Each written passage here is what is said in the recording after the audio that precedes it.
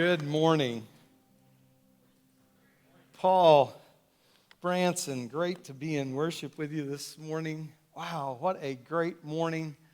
Kelly and Lisa, wow, this is so exciting to be here and be a part. I was a student at Muskogee, is where I was growing up at, teenager, and at Inola, and I went to camp. I went to youth camp, and I heard this guy leading worship. And I was like, man, that is the most outstanding. Be able to play any key, do anything. Anything the speaker asked him to do, he's just like, roll in. So I'm watching you ask them to do things this morning. I'm like, that's amazing that you get to do that same thing. But here's the thing. I would show up. My parents lost their minds somewhere along the way. They would let me drive from Muskogee to Davis, Oklahoma, and I would bring my keyboard with me, and I would show up at whatever service I could possibly show up at. And I would say, Kelly, are you okay if I set up next to you? And I would set my keyboard up, and I would play with him. He doesn't play in normal keys, by the way. Every flat, every sharp you can possibly find, that's what he plays in. So I was like, all right, I'll show up and learn how to do this. And I did that for years. So he was one of my mentors in worship and in faith. And just amazing. I ended up doing youth worship there for 20 plus years and taking and teaching students how to do that. But you taught me how to do that. So today is a really, really fantastic, cool day. And then we went to school together, headed toward our doctorates, and we both somehow have arrived at that. So here's the cool thing. How many of you know you need to find someone to be a great mentor to you that you can watch and follow? And in Kelly Goins, I have found that. And so you can give him a hand for that. But here's what I want to tell you, Kelly, this morning. Thank you for the invitation to be here. But thank you for living for Jesus, because a lot of people that I've watched in ministry have decided not to live for Jesus. And my mentor has decided to live for Jesus. And then Lisa came from Lakeside Assembly, which is where my wife went to church at, with the same youth pastor by the name of Paul Abner. And Paul Abner is one of my mentors, so they've known each other for like life. So today is just like this reunion of getting back together again. Congratulations on being an author and a realtor and all these cool things that you do. Thank you so much for the invite to be here at Faith Assembly today.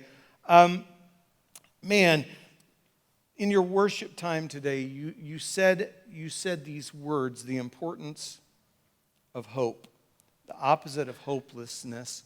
So if you'll allow me this morning, can I just go for a few minutes and talk about the importance of hope? Because it is one of the most monumental things to have hope. So I went to go see one of my friends. His name's Denton Field. He and his wife Francine live in Harlem is where they live. When I had left there at Owasso First, I headed to New York and to hang out with them as I'm going on this new adventure of reaching schools. It's an old adventure, but it's new right now. So I went to go hang out with them. When I went to go hang out with them, we decided to meet his wife, Francine, in Chinatown. How many know if you're in New York City, you're going to go eat some real food as opposed to the quick 90-second rice you had last week here on the... If I'm there, I'm going to have, and we're going to have, in Chinatown, we're going to have ramen with a guy who went to Japan to study how to make this. So we're on the subway, we're headed down there, we're going down there, and we arrive, and when we come off the subway, we come up to the top, we are in Little Italy. Now, I'm like, we could stop off in Little Italy and get some bread. I mean, you're walking through there, but when we arrive there, all of a sudden, we are in the middle of this craziest scene I've ever seen.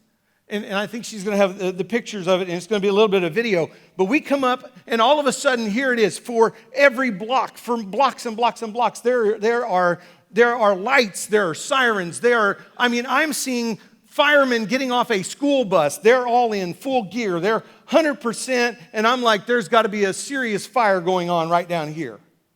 And so we're walking up, and here's the crazy thing about the day and time we live in. There are people who are rushing in with their phones to go TikTok or to go video to get this recorded, and they're not concerned about the fact that something may be burning down in front of them. They're rushing in there to do that.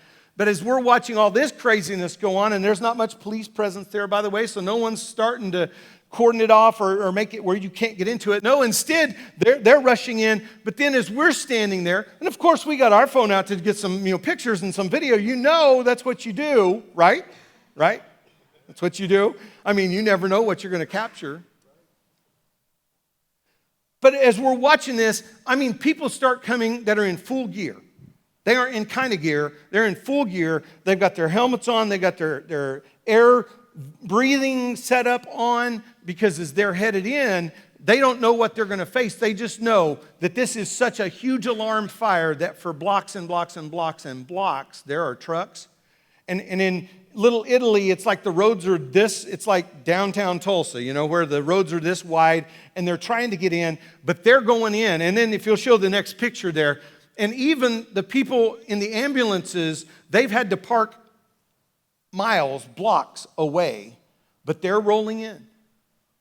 Why? Because they're going to bring hope into this circumstance that at this moment, who knows how bad it is. And in that picture, you can see there's already a ladder truck extended up, because it's in, and we find out the next day that it's actually a 6-alarm fire, and it's in the 6 top apartments in the top of this building, and they're rushing in to go save these people. The people in there needed hope. They needed someone to show up, and here's the thing. Did you know that hope can keep you alive? And as they're rushing in, their goal is, they're walking from forever. They're coming for forever. They know it's danger. They know it's not good. But here's what they do. They decided they would show up and they would bring hope. They're bringing oxygen. They're bringing, and they're carrying it forever. I'm like, it's not like here in, Tulsa, you can show up and you have 20, fire trucks right on the same street and they're all right there. But we're walking through this chaos and I'm going, man, this is absolutely insane.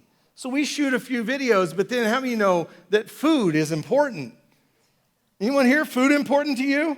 And ramen is waiting for us. We're like, and so I'm like, I don't know if there's anything we can do here. There's not much we can do here, but we can go there and eat. So we walked all the way through it, and we come out to the other side. Warren Wiersbe is one of the foremost theologians, and he said this about hope. Hope is not a sedative. It is a shot of adrenaline, a blood transfusion, like an anchor. Our hope in Christ, listen to this, stabilizes us in the storms of life. But unlike an anchor, now listen to this, but unlike an anchor, our hope moves us forward. It does not hold us back. And when I was thinking about this morning, has anyone ever been in a storm of life? I've been in the storm of life more than once. Just a few months ago, I'm in the storm of life. And what do you do in the storm of life? You're looking for some people. You're looking for someone. You're looking for anything that looks like hope in the middle of the storm of life. Why? Because that's the only way we're going to make it through, is to have something to have hope in. And the problem with our society and with our day is that often our society and people in it become hopeless. My friend's in Mustang. He's a youth pastor there. He called me and texted me, and he said, hey, this is going on in my school right now. He said 2 students have attempted to take their lives. Because he knows that's what I'm wanting to do, is bring hope to the public school. And then even this week, if you've watched the craziness that's gone on in Owasso, Oklahoma, I'm not sure all the details, but somewhere, some way, hope has been lost in the middle of this whole circumstance. And sometimes, maybe it's your story. What's your story this week? What phone call did you get? What circumstance did you arrive at? What did your boss say this week? And all of a sudden, a storm of life all of a sudden shows up. Well, can we look for just a minute at Peter's dilemma in Matthew chapter 14? Now, let me give you a little bit of context about Matthew 14. Matthew 14, John the Baptist is beheaded. That sounds really brutal, doesn't it? But he spoke the truth. Remember, he spoke the truth, gets in prison, the girl dances, and all of a sudden, life becomes really crazy, but you have to remember the backstory. Let's go in context. Backstory. Jesus knows John the Baptist from birth. He's come on assignment to prepare the way for Jesus to be here, and all of a sudden, his disciples, John the Baptist's disciples, show up and say to Jesus, hey, by the way, John has been beheaded. So what does Jesus do? Jesus goes and pulls himself aside, and he goes out, and as he pulls himself aside, the people follow him because they're interested to see what Jesus is doing. The disciples go with him, and they go out on the outskirts of town, and all of a sudden, Jesus says to the disciples, hey, Peter, we need to feed all these people. And they're like, no, Jesus, you need to send them over to Whataburger. You need to send them over to Burger King. You need to send them out. And Jesus goes, no, what do we have? And they go, we have very minimal fish and bread. And Jesus, out of his sorrow and hurt about John the Baptist, so it's all in the same context of this story, all of a sudden he has compassion on all of them. And it says this, he heals them all. And then he feeds them. How many know he's like an Assembly of God church person? Right there, because get healed, feel better, get food. I mean, that's part of church. So all of a sudden, Jesus says, you guys feed them, and they're like, we can't feed them, and then he feeds them, and then he puts them in the boat and says, go on the other side, I'll catch up with you. So you know what that tells me is that somewhere in the context of this story, Jesus is a human that's facing the struggles and the issues of life with his disciples. But then Peter's dilemma is he gets in the boat and he's going with the disciples. They're seasoned fishermen. They're going to go to the other side because Jesus instructed them to. And in Matthew 14 it says this, shortly before dawn, Jesus went out to them walking on the lake. I've been to the lake gazillions of times. As a matter of fact, I went out to the lake yesterday. It's one of my places I like to go. If someone was walking on the lake, it might freak me out a lot. I don't know about you. You may have watched a lot of movies, but I can tell you, if someone's walking on the lake toward me, it's a serious moment. When the disciples saw him walking on the lake, they were terrified. It's a ghost, they said, and cried out in fear. Anyone here ever react or respond? Okay, let's go here first. Anyone here ever react? Okay, how many of you go off? Something happens, someone scares you, something goes wrong. How many of you can react? Okay, let's go here. How many of you can overreact? Okay, how many of you have been told you can overreact? How many of you know you can react and you've been told and then you get mad and you overreact some more, right? Okay, so you understand what I'm saying. All of a sudden, and here's the thing. Who do you send to the scene of an accident? You send a responder. You don't send a reactor. You're going to die! You don't send that person to the scene of an accident. Why? Because it just escalates it. It becomes this deal. But how often in life when we face dilemmas, how often do we become reactors? Here's the thing. Reaction can often be immediate and it can be really emotional. Anyone here ever react really emotionally? Has anyone ever gotten their phone out then and videoed you and showed it back to you and you're like, I'll kill you if you show that to anybody? Because you're just going off. And here's the thing. If I react, I give other people control. If I'm a reactor, all of a sudden I just hand everything to someone else. And then if I'm a reactor, there's always a short-term outcome to it. What are the disciples doing? They've just seen Jesus feed 5,000 men plus women and children, however many that is. And then all of a sudden, someone's walking on the water and it's like it's a ghost and they become terrified and they become fearful. That's reacting. They reacted naturally to a supernatural experience. You know what they did? They responded naturally to a supernatural experience that's going on. And that's what you can expect unless you have faith. Listen to this. Jesus immediately said to them, take courage. Can I say this to you this morning? If you're facing a dilemma, would you take courage?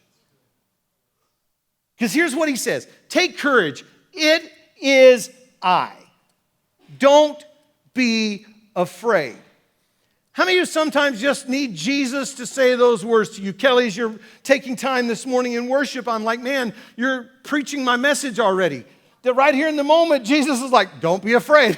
Hello, you're walking on the water, we're in a boat. It's in a storm. Hello. Have you ever heard Jesus speak something that's totally reasonable, but it's unreasonable because of your circumstance? What you're facing is overwhelming. You're going under. You're freaking out. And all of a sudden, here we go. I love Peter's response. Lord, if it's you. Jesus just said, it is I. Peter goes, if it's you. Tell me to come to you on the water. And Jesus goes, come on. See, there's a difference between a reaction being fearful and being filled with anxiety, there's a difference between a reaction and a response. Respond is a hopeful choice. To respond evaluates the situation. If I send a first responder out to an accident, what do? You evaluate the whole circumstance and you figure out a plan of action to what to take, what to do to help overcome the circumstances that are in front of you. Guess what Jesus does is he goes before you. He evaluates the circumstance and says, follow me right here.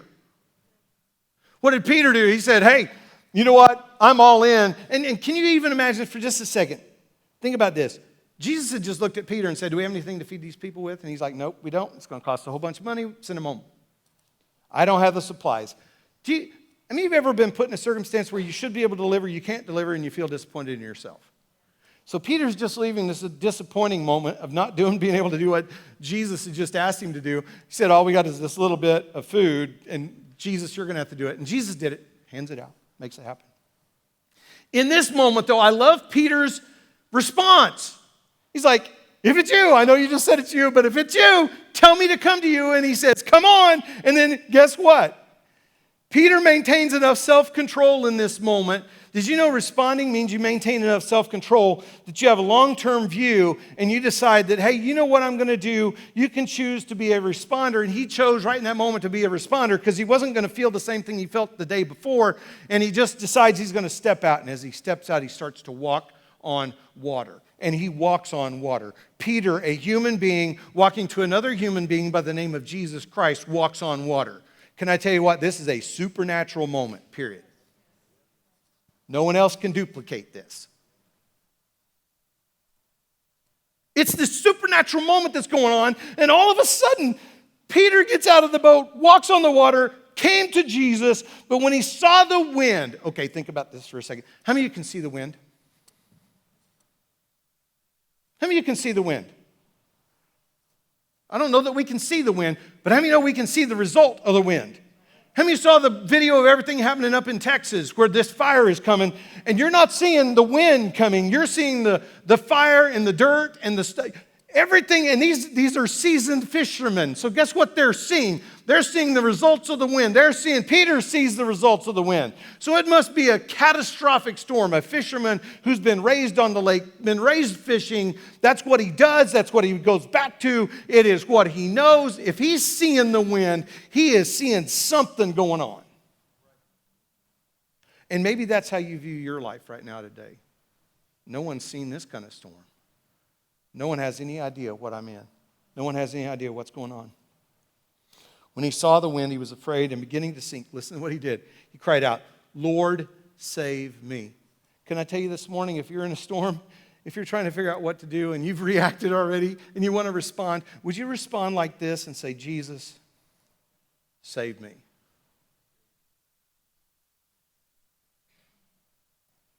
Notice Jesus doesn't scold him. He doesn't get on to him. He doesn't beat him up in this moment.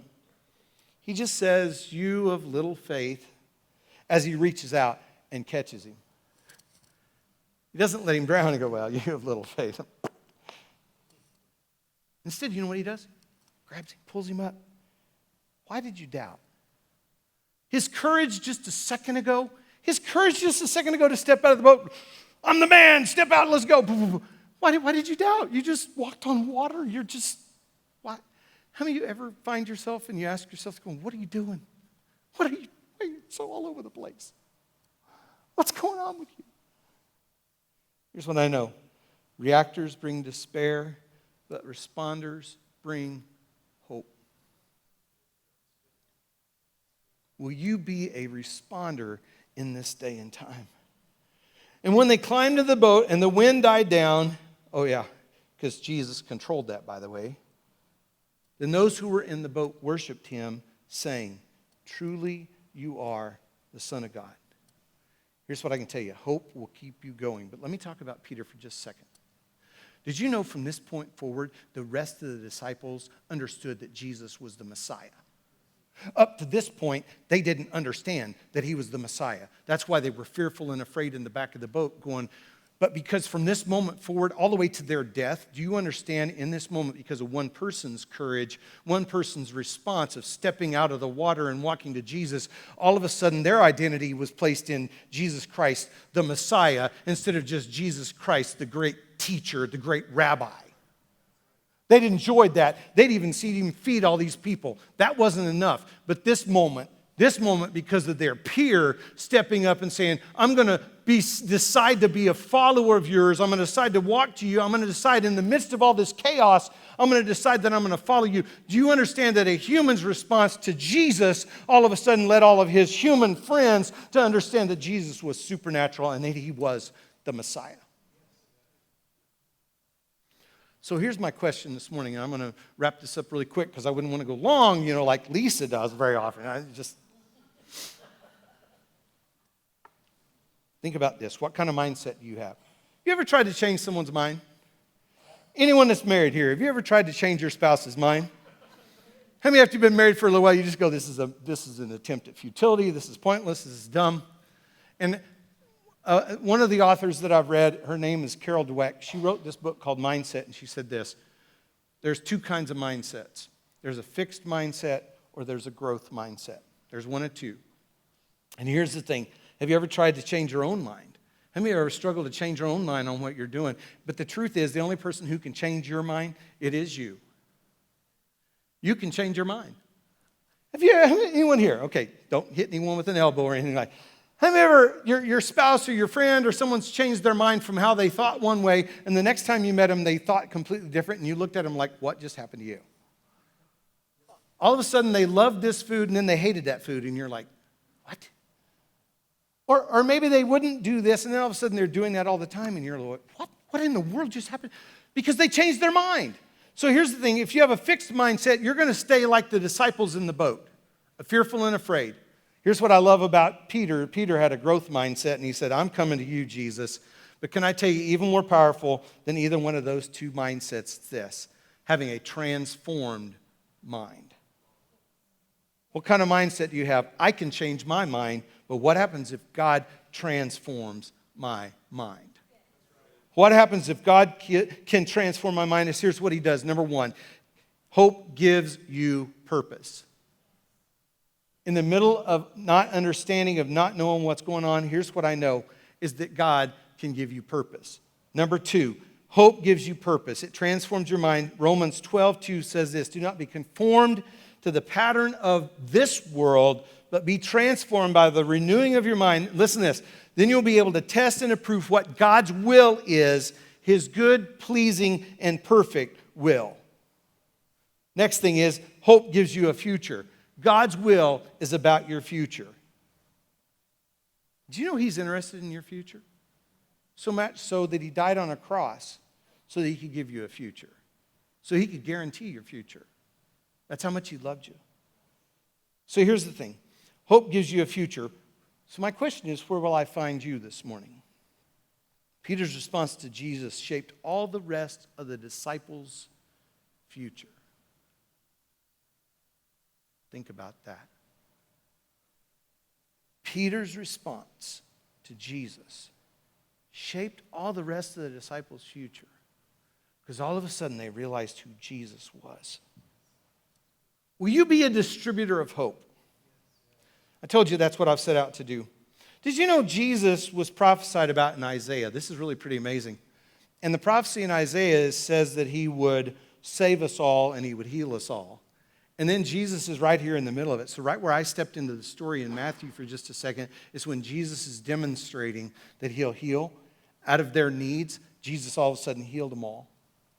And then all of a sudden, what does he do? He saves them all. And he's in the process of this that the disciples experience that same experience.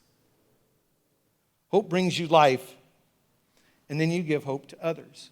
So here's my thought this morning. What can I give away? What can I give away to help others? What can I do to help other people? So that's kind of the journey that I'm on, is to go to public schools. I've been doing this. My friend Reggie Dabbs, we all met about the same time, about 40 years ago we met. He was interning for a guy by the name of Dave Reaver. And Reggie and I have done almost 1,000 school assemblies in public schools. In public schools, you can't offer Jesus as hope, but you can offer love as hope, and you can offer this. You can't change your past, but you can change your future. You can move forward. And here's what I'm going to tell you. I've been doing this since 2005. With my own organization, I've been doing this with another couple of young men. And one of them, I just spent some time with in Milwaukee, and I wanted to tell you his story to end today. I went to go see him. His name's Jason Maupin. He grew up with a crazy group of friends that were at Owasso and Ulaga and all this group. And he started, after seeing Reggie speak in schools, he decided he would be a distributor of hope in schools. And he started to speak hope in a public school setting. So I went to go spend some time with him this week. But for the last 15 years, we've been affecting the country of Ireland. I've been sending Jason and his wife Jessica to Ireland as part of to take hope there. The reason that we wanted to bring hope there is because in one school assembly, Jason stood up and said, "Hey, who has a dream?" And one kid kind of went, and you know what? The rest of the group shamed him so bad that he took his hand down, and we all of a sudden saw this picture in Ireland that they didn't have a dream. So what was our dream was to bring you hope so that you could dream and believe you have a future and not be tied to whatever the past was. And so that was our fuel to do this thing was, man, let's get in the school, let's bring hope. Because if I can bring a message of hope and I bring a message of you can respond instead of react, because you know what the world says? The world says react like this. So here's the cool ending of the story of us kind of getting started in doing this. Jason went 12 years ago to a school where he spoke about having hope. He talked about how difficult his life had been. He said, you want to have hope? I want to help you have hope. And there was a girl that was sitting there that was considering taking her own life that heard him speak that day in her school because someone sent her, because there was an organization there that we aligned with that helped her to get in the school. And just a month ago, or I guess it's November, end of November, so a couple months ago, they were back there in the schools in Ireland. The reason they were in the school is because the girl who, a long time ago, lots of years ago, had heard a message of hope that helped redirect her to go a different direction instead of giving up. Instead of doing that was to go this way instead of to go that way. She's the one who organized 5 of the schools for Jason to come back in and to be a communicator of hope. The same message of hope he had told there in a gripping pattern, in a gripping way, was, why don't you come back to my schools and tell my students? And then she organized 4 other schools besides her own school to hear a message of hope. Why? Because the message of hope gives life. And this morning, the message of hope is Jesus Christ. And he can transform any circumstance you're in. He can transform even if you're afraid, even if you're filled with anxiety, even if you're going, there's nothing I can do. Kelly, can I take one more minute this morning? I just felt this as I was preparing. Not only does Jesus want to save, but Jesus wants to heal. You started down this path already this morning. This morning, if you're here and you said, man, I don't have any hope because of something that needs to be healed, would you just be transparent with me enough to just say, you know what? I need some healing this morning. I came to church and I need to be healed. I need for Jesus to heal something. If it's physical, great. If it's mental, I don't care what it is that you need to be healed. I'm a distributor of hope this morning, and I came to bring you hope. And I came to tell you that Jesus wants to give you hope. If you would say that, Kevin, this morning, I need hope about something. Just lift your hand up. Just here. I'm going to pray for you, and then I'm going to be done this morning. Anyone here need hope this morning? Okay. All right. Anyone else? I'm going to pray. Jesus, you offered hope to Peter in the middle of his greatest dilemma. Father, I don't know the dilemmas of these young people, these people across the room who've raised their hand today, but I do know this. You are a bringer of hope. You are a supernatural bringer of hope. And God, this morning I pray whatever their circumstance is today, God, that you would meet them right in the middle of their storm, right in the middle of the circumstance, and you would do something supernatural. God, you would do something that's out of the ordinary, that's extraordinary. God, we ask it this morning. I pray that you would do that. God, I love you this morning, and I thank you that we can call out to you in the middle of whatever despair it is, and God, you're right there with us. Jesus, it's in your name I pray these things. Amen. Pastor Kelly challenged us last week of what we're going to bring to the table. I don't want to bring ramen to the table. I'd rather go have that ramen from New York City. But I'm going to challenge you just like he has this week. Who can you bring hope to their table? Because see, sometimes it's just having a meal, it's just being a friend that gives you the opportunity to share hope with someone. But you know what? If you're going to share hope, you've got to share hope. You can't just share the meal. You got to take the action step of what you're going to bring to your table. I was hoping the table would be here this morning. But why don't you bring hope to your table? Because it can transform someone's life.